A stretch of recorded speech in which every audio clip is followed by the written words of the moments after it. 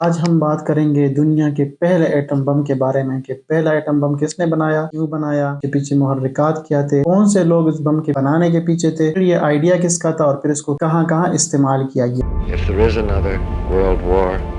this civilization may go under.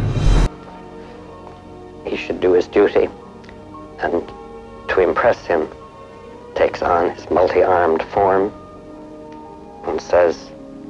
"Now I am become death, the destroyer of worlds." یہ کہانی شروع ہوتی ہے 2 اگست 1939 کو، جب ایک جرمنی کے ایک شہری جو کہ امریکہ منتقل ہوئے تھے اور اس دور کے اور اس دور کے بھی ایک بڑے معروف اور مایہ ناز سائنسدان تھے جن کو دنیا آئنسٹائن کے نام سے جانتی ہے۔ آئنسٹائن نے ایک خط لکھا اس وقت کے امریکی صدر فرینکلن روزویلٹ کو اور ان کو بتایا کہ میرے خیال میں ایک عنصر یا ایلیمنٹ یورینیم اس کو توانائی کے اندر تبدیل کیا جا سکتا ہے۔ آئنسٹائن نے صدر روزویلٹ کو خط کے اندر لکھا کہ امریکہ کے اندر لیو زیلارڈ اور انریکو فرمی نے کچھ کام کیا ہے جس کے ذریعے سے انہوں نے یہ دکھایا ہے کہ چین ری ایکشن کو استعمال کر کے اس یورینیم کو توانائی کے اندر تبدیل کیا جا سکتا ہے، اور انہوں نے کچھ سائنسدانوں کا بھی حوالہ دیا جو کہ فرانس میں اس وقت کام کر رہے تھے، اور آئنسٹائن کا یہ کہنا تھا کہ ان سب کے کام کو دیکھ کے یہ واضح ہے کہ ہم ایک ایسا بم بنا سکتے ہیں کہ جس بم کو اگر کسی بندرگاہ کے اوپر پھینکا جائے یا بلاسٹ کیا جائے تو یہ صرف نہیں کہ بندرگاہ کو وہ تباہ کرنے کی اہلیت رکھتا ہے بلکہ وہ بندرگاہ کے اطراف اور ارد گرد کے علاقوں کو بھی تباہ کرنے کی صلاحیت رکھتا ہے۔ آئنسٹائن نے اس خط کے اندر امریکی صدر کو لکھا کہ اس کے لیے ہمیں یورینیم درکار ہوگا، اور یورینیم کے ذخائر کا بھی انہوں نے بتایا کہ یورینیم کے ذخائر امریکہ میں تو نہیں ہے لیکن کینیڈا اور چیکو سلواکیہ کے اندر موجود ہے۔ چیکو سلواکیہ کا آپ کو پتہ ہے کہ اس وقت 2 ملکوں کے اندر وہ تقسیم ہو گیا ہے، ایک کو چیک ریپبلک کہا جاتا ہے اور دوسرے کو سلواکیہ کہا جاتا ہے۔ آئنسٹائن نے صدر کو ایک پورا ماڈل دیا کہ کیسے یورینیم کو حاصل کر کے اور اس پروجیکٹ کو بنایا جا سکتا ہے، کیسے اس کے اوپر کام کرنے کی ترتیب کیا ہوگی، کیسے لوگوں کو اکٹھے لایا جا سکتا ہے اور کیسے اس بم کو عملی شکل دی جا سکتی ہے۔ آئنسٹائن نے مزید فرینکلن روزویلٹ کو خط کے اندر یہ لکھا کہ ہمارے درمیان ایک ایسا بندہ ہونا چاہیے کہ جس کے ذمہ 4 کام ہو۔ پہلا کام کہ وہ حکومت اور سائنسدانوں کے بیچ رابطے کا ایک ذریعہ رہے، اور جتنی بھی پروگرس اس بم کے حوالے سے ہوتی ہے اس کی تفصیلات وہ حکومت تک پہنچائے اور پھر حکومت کو اگلی تجاویز دے کہ ہمیں نیکسٹ سٹیپ کیا کرنا چاہیے۔ دوسرا ٹاسک اس بندے کا یہ ہوگا کہ امریکی یونیورسٹیوں میں اس حوالے سے جو پہلے سے کام ہو رہا ہے اس کام کو مزید تیز کیا جائے اور ان یونیورسٹیز کو فنڈز دیے جائیں گورنمنٹ کی طرف سے۔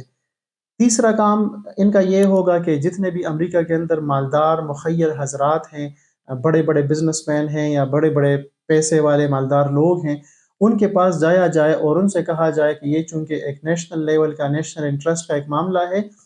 اور چونکہ اس کے ذریعے سے امریکہ کے ناقابل تسخیر ہوگا، تو ان کو اس بات پہ قائل کیا جائے کہ وہ بھی اپنے طور پر اس پروجیکٹ کے اندر پیسے ڈالیں تاکہ اس پروجیکٹ کے کام کو تیز کیا جا سکے۔ چوتھا کام اس شخص کا یہ ہونا چاہیے جتنی بھی انڈسٹریز ہیں اور صنعتیں چل رہی ہیں امریکہ کے اندر، ان صنعتوں کے اندر جائیں، ان کے مالکان کے ساتھ بات کریں اور وہاں پر جو سہولیات موجود ہے ان سہولیات کو استعمال کر کے اس کام کو تیز کیا جا سکے، اور اگر مزید کچھ لیبارٹریاں بنانے کی ضرورت پڑے تو وہ کام بھی وہ کرے۔ اب اگر اس خط کو آپ دیکھیں، اس خط کے اندر آئنسٹائن نے کوئی بھی کمزور نقطہ نہیں چھوڑا، یعنی اس کا جو سائنسی پہلو ہے کہ کیسے چین ری ایکشن یا یورینیم کو ایک بم کی شکل میں تبدیل کیا جا سکتا ہے، اس کے حوالے سے انہوں نے پہلے سے چیزیں پڑھی تھی، جیسے انہوں نے لیو زیلارڈ اور انریکو فرمی جو کہ بہت مشہور نام ہے فزکس کا،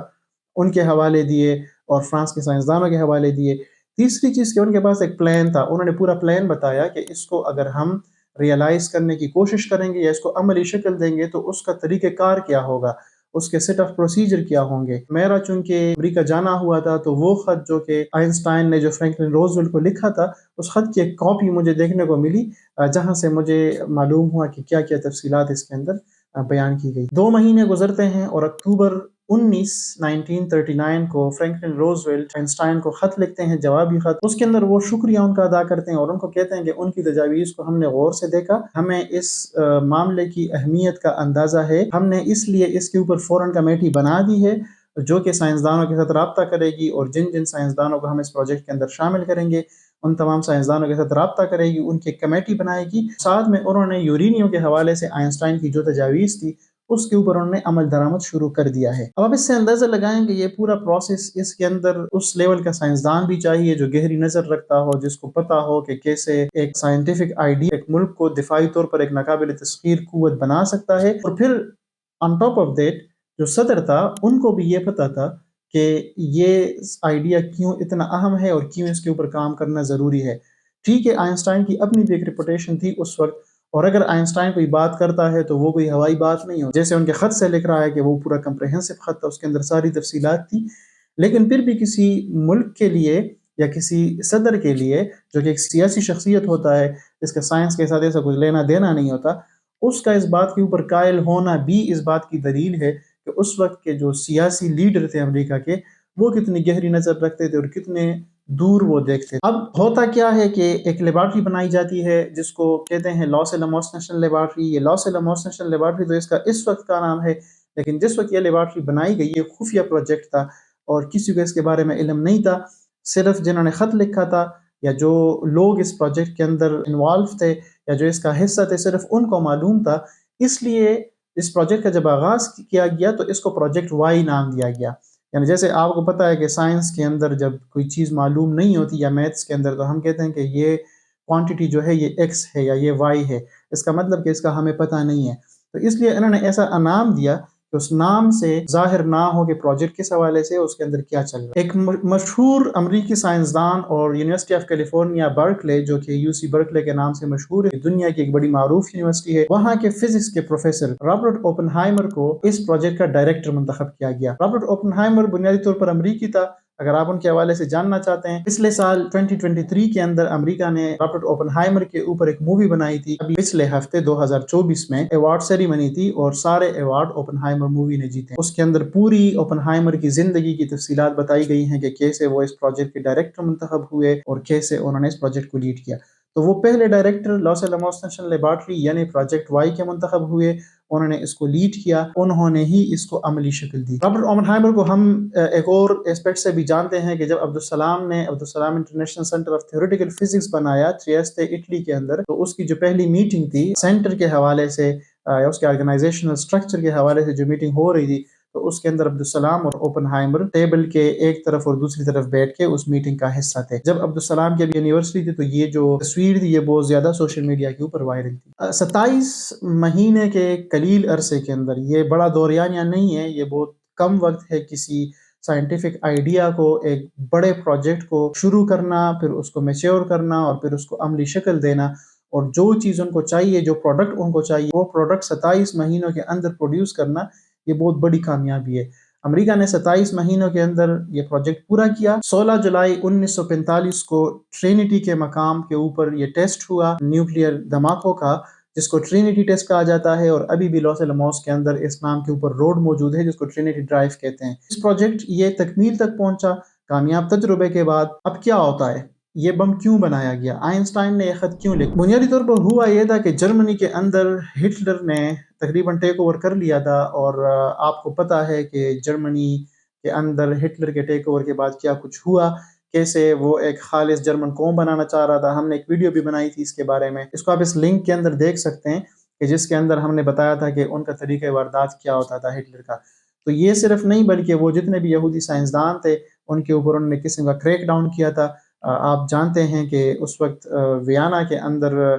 یہ صرف نہیں کہ فزکس کے جو سائنسدان تھے ان کے اوپر، بلکہ سائیکالوجی کا جو مشہور سائنسدان ہے سگمنڈ فرائڈ، اس کو خاندان سمیت گرفتار کیا گیا تھا، وہ بھی ہٹلر نے کیا تھا۔ سگمنڈ فرائڈ 45 سال اس نے ویانا میں گزارے تھے۔ اسی کے نتیجے میں لیو زیلارڈ جو تھا، یہ ہنگیرین سائنسدان تھا جو بعد میں جرمنی موو ہوا تھا، اور 2 سال جرمنی میں رہنے کے بعد جب ہٹلر کا معاملہ آیا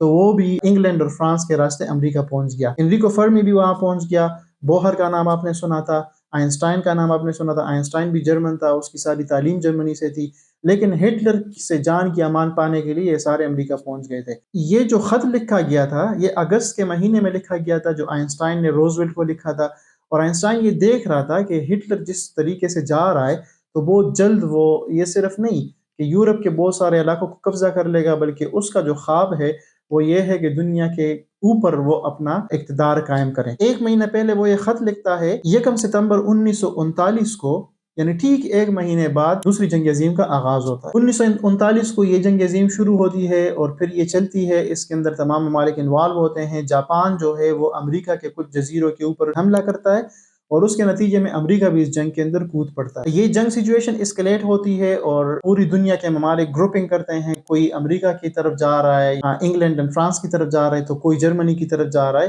یعنی ہٹلر کے فیور میں، اور اس طرح سے اس جنگ کی صورتحال بد سے بدتر ہوتی جاتی ہے۔ اس جنگ کو بنیادی طور پر فل سٹاپ لگانے کے لیے پہلا بم امریکہ نے 6 اگست 1945 کو ہیروشیما کے مقام پر گرایا۔ اس بم کا نام لٹل بوائے تھا۔ اس بم کو اس لیے لٹل بوائے نام دیا گیا تھا، سائنسدان جو ہے ان ناموں کے ذریعے آپس میں خفیہ طریقے سے بات چیت کرتے تھے تاکہ معلومات کسی اور تک نہ پہنچیں اور وہ صرف ایک دوسرے کو سمجھائیں کہ وہ کیا بات کرنا چاہ رہے ہیں۔ ٹھیک 6 دن بعد یعنی 9 اگست 1945 کو امریکہ نے جاپان کے دوسرے شہر ناگاساکی کے اوپر دوسرا بم گرایا، اور وہ جو بم گرایا گیا تھا اس کا نام فیٹ مین تھا۔ اب یہ بم جب گرائے گئے، جنگ کو فل سٹاپ لگ گیا، یعنی 9 اگست کو امریکہ نے دوسرا بم گرایا اور 20 دن بعد یعنی کہ 2 ستمبر 1945 کو دوسری جنگ عظیم کا خاتمہ ہوا اور امریکہ دنیا کے اندر ایک سپر پاور کے طور پر نمودار ہوا۔ آپ اس سے اندازہ لگائیں کہ 1945 میں امریکہ ایک ناقابل تسخیر دفاعی قوت کے طور پر نمودار ہوا، جس نے دنیا کا پہلا ایٹم بم بنایا۔ ابھی آپ کو پتہ ہے کہ اس وقت دنیا کے اندر 8 یا 9 ممالک کے پاس ایٹمی ہتھیار ہیں، جس کے اندر پاکستان بھی ہے کہ جنہوں نے ایٹم بم بنایا ہے، لیکن اس وقت 1945 میں یہ دنیا کا پہلا ایٹم بم تھا جو کہ انہوں نے بنایا تھا۔ اس کے بعد امریکہ نے جو پیس پکڑی ہے سائنس کے اندر، آپ اندازہ لگائیں کہ صرف بم تک نہیں بلکہ آج کل آپ پروڈکٹ کو دیکھیں اور ان کے جو پروڈکٹ ہے اس کو کوالٹی کے اعتبار سے دنیا کے اندر ایک سٹینڈرڈ مانا جاتا ہے۔ آپ آئی فون اٹھائیں، آپ ایپل اٹھائیں، آپ مائکروسافٹ اٹھائیں، آپ گوگل اٹھائیں، اس یوٹیوب کے ذریعے آپ یہ ویڈیو دیکھ رہے ہیں، اگر فیس بک کے ذریعے دیکھ رہے ہیں، اگر آپ کو واٹس ایپ تک یہ ویڈیو پہنچی ہیں، یہ سارے کے سارے پروڈکٹس امریکہ کے ہیں، کیونکہ امریکہ کو اس بات کا اندازہ ہو گیا کہ اگر اس نے ناقابل تسخیر بننا ہے، اگر اس نے دنیا کا سپر پاور بننا ہے اور اگر اس نے دنیا کے اوپر حکومت کرنی ہے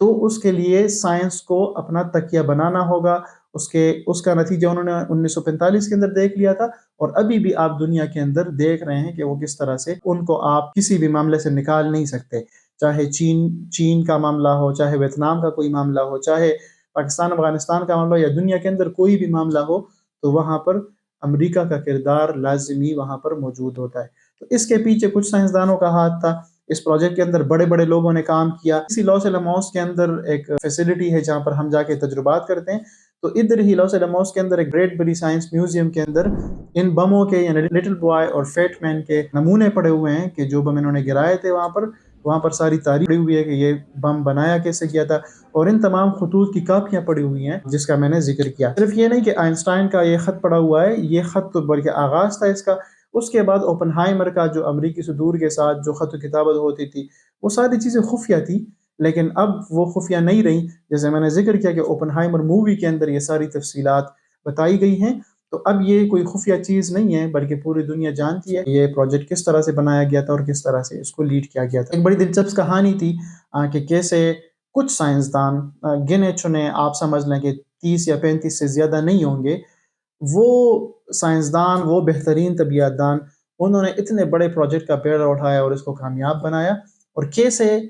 کچھ سائنسدان، کچھ قابل دماغ ایک ملک کو اتنا مضبوط بنا سکتے ہیں اور ایسا ناقابل تسخیر بنا سکتے ہیں۔ اس کے اندر بڑے سارے لیسنز ہیں، بہت ساری چیزیں ہیں جو سیکھنے کو ملتی ہیں، جس کا میں نے ذکر کیا کہ اس سے اندازہ ہوتا ہے کہ اس دنیا کے اندر، ماڈرن دنیا کے اندر، آپ سائنس کے بغیر اگر خواب دیکھ رہے ہیں کہ آپ کوئی بھی ملک دنیا کی حکمرانی جو ہے وہ سنبھال لے گا، تو یہ صرف خواب ہی ہے اور یہ صرف ایک تصور ہے، اور اس کو عملی جامہ پہنانے کے لیے عملی اقدامات کرنے